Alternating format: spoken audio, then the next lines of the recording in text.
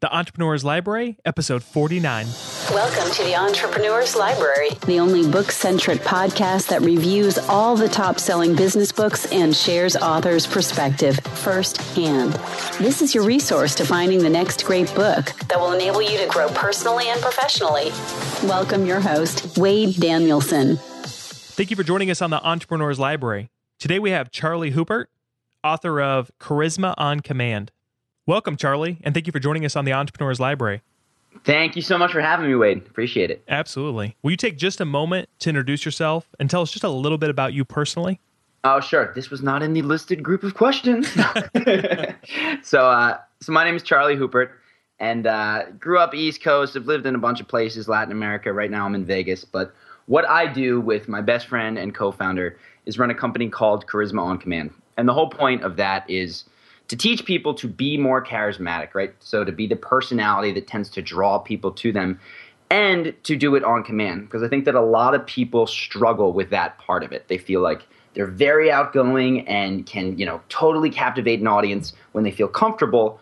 But in those times when they're not feeling that way, say in front of an investor, or maybe there's a girl that they're attracted to, or there's all of these situations, it goes out the window. So that's what we work on and, have videos and books and clients that we teach about. Excellent. Thank you for sharing that. Now let's jump right into your book, Charisma on Command, which was made available for purchase back on August 20th of 2014. And Charlie, we're going to move quick, Sure. but here are the top questions that our audience made up of entrepreneurial readers want to get answered. And the first one is, what was the inspiration behind writing Charisma on Demand? So the first thing I think that happened is that I grew up incredibly shy. I mean, I could tell you stories and stories and stories, but basically I was voted the shyest kid in my high school class of over 500 people, and lived that way pretty much through college. At some point, I got fed up with it about 6 or 7 years ago, went abroad and sort of dedicated myself to reinventing who I was, because I was an introvert to the max, but I always wanted to connect with people. So I dove into books. I put myself in uncomfortable situations. I took a bunch of improv classes. I threw the entire kitchen sink at it. And after 6 or 7 years, it's become the type of thing where people come up to me and say, "Oh my gosh, you're so outgoing. You're so comfortable here. What's going on?" And that is sort of the inspiration for the business and the book, in that this has transformed my life in, more profoundly than anything else I've done.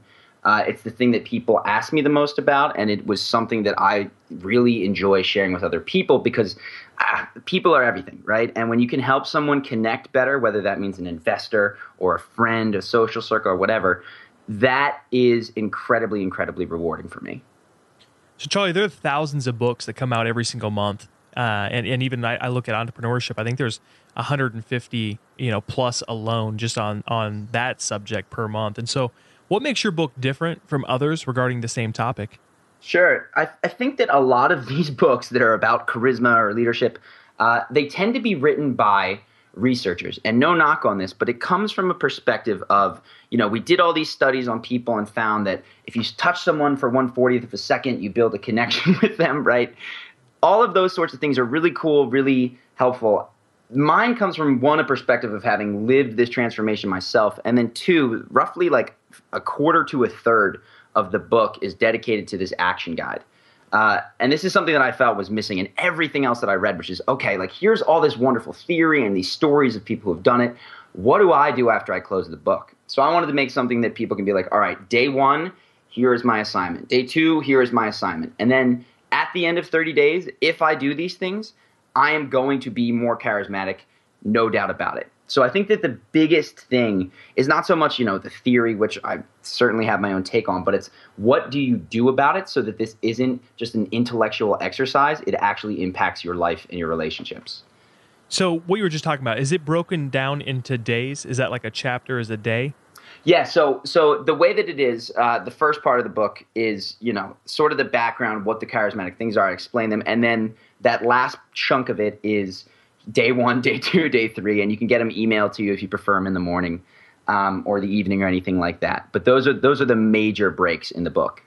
Based on the way that you've written this book, is this a book that someone can, or I should ask it this way, how would you personally like someone to engage with your book? Is this a book they should start at the beginning and finish all the way through, or jump into and use as resource as needed? So the chunks of the book basically go like this. There's the first part of the book where very quickly I talk about and make the argument that one, charisma, social skills, being better in relationships is not only something that you can learn, because I think unfortunately people invest a lot of time into like, okay, I need to learn how to sell, I need to learn how to market, I need to learn all of these things and these tech skills, but they have this conception that, okay, if I feel like an introverted person, I'm just always not going to be very good at connecting with other people or investors. And I try to just dismantle that notion completely because it is absolute BS. You can learn these things. So the first chunk of the book is that. And then the second book, I dive into what, for me, have been the 3 charismatic principles that are most important. And this is not just, for my own life, but also a lot of analysis and research of the most charismatic people in the world, like, Bill Clinton, Will Smith, Oprah Winfrey, Jennifer Lawrence, people that other people just really like. So spend a lot of time on YouTube reading their stuff, sort of breaking down what they do. But the 3 things that I found are this. The first thing that is probably most foundational to charisma is having conviction. Right? And the analogy of if you were to go out and you were to dance with someone and say that you are a mediocre dancer, if you go out and lead with a strong frame and take steps, that person is going to follow you and it's going to look okay. If you don't, if you go out there and you've got sort of a weak frame and you're sort of wishy-washy about where to go, all of a sudden it becomes unclear who is leading and you guys just bang toes the entire time. So conviction in everything that you say and that you do is absolutely critical. And I talk in this part about 12 charismatic convictions that if you can believe these things will make every single thing that you do in your conversations more effective. And so, I can dive into these in more detail if you want or move on. What do you think? Yeah, absolutely. Really, we've already dove into really the third question about taking the deep dive. And so, yeah, I would allow you, take the next however long you need, 5-10 minutes and really break down as much as you can. Sure. So when I think of charisma in terms of this conviction, it really is, it's small bits of leadership. Like, when are those moments that you find yourself being like, wow, this person has presence? It's oftentimes when they lead conversation. So say that somebody makes a rude remark. The charismatic person, oftentimes, without being a complete jerk, will say something. They'll say what everyone else is thinking. Or on the other side of the spectrum, when they're upset, they don't necessarily have a hard time conveying, not in an offensive way. They're like, hey, man, that upset me. That hurt my feelings. The charismatic person is going to be the one who leads in all these tiny ways in conversation. But what you need to do this is a conviction that, 1, leadership is a good thing. 2, that everything will be okay. And I think this is the big one that a lot of people lack, is that they say, what if I were to go up and talk to this investor at this networking event and it doesn't go well? And they just stand there looking at him, twiddling on their phone, going, well, what if he says X? What if he says Y? What if he says Z? Part of being charismatic, and when you watch, some of the most charismatic people in the world, is that they go into situations for which they are not fully equipped, understanding that, listen, no matter how it goes, I will be okay. Like, I'm not going to come out of this dead, right? Worst case scenario. And this is almost everything to do with conviction, is just doing what you want, acting with integrity between what you're thinking and what you're saying and what you're doing. So that is the conviction section, and it can go much deeper. But the second part is energy. So I'm sure that you've come across these people in your life that are just absolutely energy sucks. I had a friend, and it was so tough because every time he would get home from work, I would, out of reflex, say, hey, man, how are you doing? How was your day? And he'd say, ugh, stressful, or like, man, I'm so tired. And I swear to God, it just sucked the wind right out of me. And a lot of people do this without realizing it, right? They try to one-up one another in being more tired, more stressed, whatever, instead of bringing positive, effusive energy to a situation. When you think of some of the most exciting people, and I think one of the best examples is Will Smith, if you've ever watched an interview with him. He's a guy, I interviewed people, I asked, who do you think is the most charismatic? Both people who have met him and people who have not were like, this guy is incredible. And if you watch a lot of what he does, he walks everywhere with this beaming, effusive smile on his face. And if you ask him how he's doing, he's never just good. He is fantastic. He's phenomenal. So conveying not only in your words, but in the way that you speak, that there is this, this positive feeling, and I don't mean energy in any sort of aura way. I just mean the vibe that you put out and how you make other people feel. That is huge. One of the biggest reasons that this is important is because people have something called mirror neurons in their brain. Without getting into the neuroscience behind it, if you see someone feeling an emotion, you are likely to feel it too. So when someone is positive around you, you are likely to internalize those positive feelings, associate it with them, and then find them someone that you're really drawn to. So that's the energy piece. The third piece of this is the presentation part, right? And this is all of these little things that people love to like read about. So the body language, tonality, eye contact. How do you do all of that stuff in a way that is engaging and attractive to other people? So one of the things, I mean, I talk about posture, I talk about tonality, a couple of quick things that I'll run through that, you know, just so people can take something from this. In terms of eye contact, Bill Clinton, fantastic example. Everybody I spoke to was like, this guy, when he looks at you, he makes you feel like you're the only person in the room. So one of the biggest things to consider from eye contact is to maintain it while you are speaking. A lot of people find it very easy to listen while maintaining eye contact, but when they're speaking, they break, you know, all the time. This is just something to focus on in your life. While you're speaking, try to maintain eye contact. Secondly, also consider that you don't want bug eyes. This is something that I made a horrible mistake of, and I got called out when I was learning on this. You want to sort of have a narrow eye contact. And if you watch any video of Bill Clinton giving a speech, he's got a fantastic example. Also, there's, you know, links to that sort of stuff in the book if you do wind up getting it. In terms of posture, because we sit in front of computers and because for men it's very attractive to have huge chests and, you know, not necessarily develop other parts of your body, a lot of people have developed a hunch. And this causes sort of a subconscious reaction in people. We are attracted to people with open body language. That means a pulled back shoulders, open chest, exposed throat, chin held high, palms and elbows sort of open and available to the world. But we've developed by our habits a closed posture. So there are exercises that you can do, but for this, what I would say is just be conscious. One of the most common things people say is when you walk into a room, pull your shoulders back, lift your chin up, sort of stand up straight. This can cause, or is at least one factor in what people say when that guy has presence or that woman has presence. Like they walk into a room and they just have a palpable feel. Posture is what a lot of what causes that. Some other things, tonality.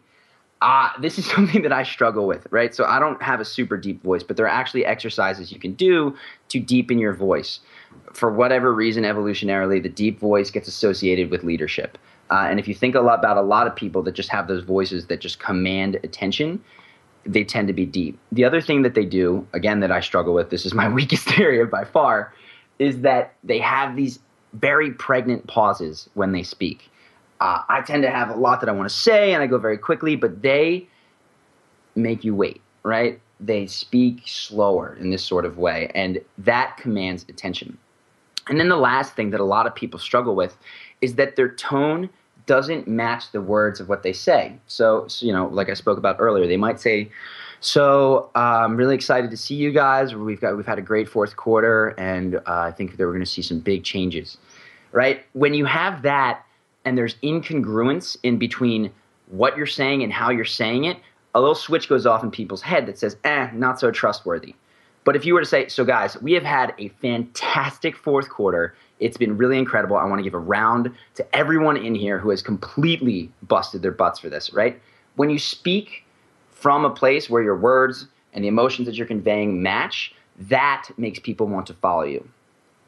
So those are some of the things in the presentation section. And then, of course, the last section is putting it all together, right? So this is the 30-day action guide. And you asked, how would I recommend people read the book? I would say read the top to the end, you know, straight through. It's got really cool anecdotes. It's going to go into all of these things deeper. But then you're probably wondering, like, how do I feel conviction, right? Or how do I improve this energy, right? How do I work on my eye contact? The entire point of the 30-day action guide is to give you small, tiny habits, right? Chunkable things that you can do to actually make this normal in your own life, right? So that you go out and are doing all these things. So then go through each one day at a time until you get to the 30th day. If you are so compelled, you can do them again, because honestly, this stuff is just self-reinforcing. But that is how I would say to go through the entire book. Yeah, there's huge value in everything that you just talked about. I felt myself actually trying to practice some, as soon as you're like, well, here's the thing. You kind of called me out. I kind of have the Cro-Magnon look because I think I worked out chest like 3 days a week in high Oh school. God, so did everyone, because Yeah. that was so cool. That was the cool thing. And then, so you do chest 3 times a week, and then you do biceps twice a week, and you're good. You're good to go, basically. Mhm. Yeah, yeah. Those, and oh my gosh, and I go to the gym and I can't not see it now. We have these guys, these incredibly muscular dudes whose shoulders point forward. Quick way to find out if this is you, really, really helpful. Grab a pen or a ruler or anything that's straight in either hand. Sort of stand up straight, relax your back, and just go normal standing position. And what you're looking for is, as you're gripping them sort of in your fist. So how to describe this? You're making a fist and the pen is sticking out like you were about to, like, I don't know, punch or stab someone with it. If the pens point in parallel to one another, right? That actually means you have solid upper body posture. Not completely, but in terms of where your shoulders are aligned. If they point inward, which is what most people have, right? They sort of will come to eventually touch if you were to draw the line out extending from either one. That means that your shoulders are pulled forward, and you can do stretches, you can lift differently. Deadlifts are really, really helpful for this. A lot of things to pull your shoulder back, and you will be shocked by how, like, this minor thing can really change how people who have never spoken to you interpret everything that you do. Wow. Yeah, that's huge. Charlie, I'm gonna practice one of your techniques on this next question. So follow along with me. For sure. If the reader could only take away one concept. I am so attracted right now. That was charisma. Okay, so if the reader could, so you just talked about a ton of information. Yeah. And that's why I believe this question is tough, but it's so valuable for the listener. Yeah. And it's, if the reader could only take away one concept, principle, or action item out of your entire book, what would you want that to be? Yeah. So again, one that I didn't talk about, so I'm glad you asked this question, is a lot of people are like, okay, I want to be more charismatic with my boss and my investor and this person I'm trying to impress and this beautiful woman or this beautiful guy, and that's where I need to be. And what they don't realize is that this is, at its best, a way of living, right? So if you can take one principle or action, it would be this. I would ask you to speak to and particularly mess around with all of the people in your life that are like service people. So if you're going to go out and you get into a cab and your normal interaction is to treat him like a piece of machinery, like, 25th and 5th, and then you sit back there and play on your phone, engage him for longer and mess around with him, right? Tell him, this is a joke that I make all the time. Be like, all right, man, if you get me there in faster than 6 minutes, I'm going to give you $1,000 tip or something like that. Ask him where he's from. If you go to a Chipotle and you're ordering food, instead of just treating the people as automatons who put food into your bowl, mess around with them, right? If they ask for, you can get more food this way. There's something I love to do. I always ask for not a double scoop, but the largest single scoop possible. And tell them that I'm a growing boy. All of these sorts of things, like, they make people laugh, they improve your energy, and they do a lot of the things that you want for everything that I touched on, conviction, presentation, because you're in the habit of speaking with people. If you're in an elevator, mess with the people as they push the buttons. This keeps you in this positive mood, so when you do see the investor or the CEO or whoever, you're not so starstruck because you're used to interacting with human beings on a human level and not treating people as functions of their position. That's great advice. I love the fact that you brought that up, because you're also in a position where they're again, your server at your restaurant's serving you, so that their job is to come up and actually engage with you. So I think it's, for that true introvert, it definitely is easier than going, hey, go to a Walmart and go walk up to some random person and start talking to them. That's just not normal anyway. They have to talk to you. And I think that the big thing there is that charismatic people, the reason that they appear unfazed in stressful positions is because they have developed a habit of treating people like people and of seeing them as humans with stories and interests and that like to have fun, prior to seeing them as, oh, this is my waiter, this is my taxi driver, and this is the really important CEO. And that's why they're able to connect with them so quickly. That's great. That's very helpful. This next question, Charlie, it might be somewhat awkward for you, but you can answer it however you want. It's really, do you have a favorite quote from your book? And when we first came up with this question, it was more meant to be for you, the author. Was there something you wrote that you were kind of proud of yourself a little bit? But if you don't have one of those, then maybe a quote that people who have already read your book have pulled out. Maybe they've been tweeting it or whatever. It's resonated with people in your audience. So either way, you choose. But do you have a favorite quote from your book? Sure. So I mean, in terms of cute turns of phrase or anything like that, I can't think of any, but this is not one you're going to want to put on a fortune cookie because it's not that impressive. But I think that charisma is learned, right? That charisma is a skill. I'm sure I wrote that somewhere. This is the crux of it. And if you don't do anything or take anything from this other than the fact that, like, you might focus on, like, you're not expected to be born knowing how to do trigonometry, and you're not expected to be born understanding the concepts of lean startup. The idea that you're supposed to be born either being charismatic or not needs to get thrown out. Some kids pick it up at a young age from their fathers or from their mothers or from friends or family, and they exhibit it, but it is absolutely something that is learned. And if you miss the boat like I did on years 0 through 20, you can still get on it because it is something that is absolutely transformative to every relationship, both, in terms of work and private in your life. I think that your book is going to help a ton of people. I think that it really has some paradigm shifting content that will really help out, whether you're an introvert or not. I don't care. I think you can still pull something away from what you just talked about. And that leads me to my last question for you. And that's, what's a book that created a paradigm shift for you, that really left you and created a huge impact on your life? Sure. So I was thinking about this. It's the biggest one, and I can't not say it, is 4-Hour Workweek. I don't want to talk about that one because I imagine Entrepreneur's Library, everybody has read this one. If you haven't, it'll blow you away. It'll blow you. It will blow your mind. But the book that I would like to talk about is called 6 Pillars of Self-Esteem. It's less read. It's by this guy, Nathaniel Branden. He's a psychologist. And I didn't even go into it thinking like I need help with my self-esteem. It was recommended to me by a friend, and I felt that I had to read it. And it changed the way I behave. The biggest thing that I took from it is that everything that I do, including, if I keep my word, if I'm honest, that affects my reputation with myself. So the biggest thing that I personally took is I really made a concerted attempt, and have done very well, to just not lie anymore. No white lies. None of this, oh my God, I'm going to try to make it to your party, or sorry, I couldn't come in, I was sick. That stuff destroys your self-esteem because you start to view yourself as a dishonest person, and you feel that you can't be trusted. So there's 6 pillars. That's one of them. It's a really, really, really good book. Even if you don't identify with having self-esteem problems, I would really recommend checking it out. Excellent. And Charlie, before we depart, can you recommend the best way for our listeners to not only get more information on you, but also your book, Charisma on Command? For sure. So I would say you can Google Charisma on Command, and right there we've got to start here. We sort of, have tried to identify the most interesting articles to new people that are going to be coming to the site. So you can do that. And the other thing is, obviously we've been talking about it. If you want to check out the book, Charisma on Command, just Amazon, Google it, Amazon search it, and check that out. It's got a lot of my story, and it's got all of the things that we spoke about today. Charlie, thank you so much for coming on. I can't wait to dive into your book myself. Absolutely. Thank you so much for having me.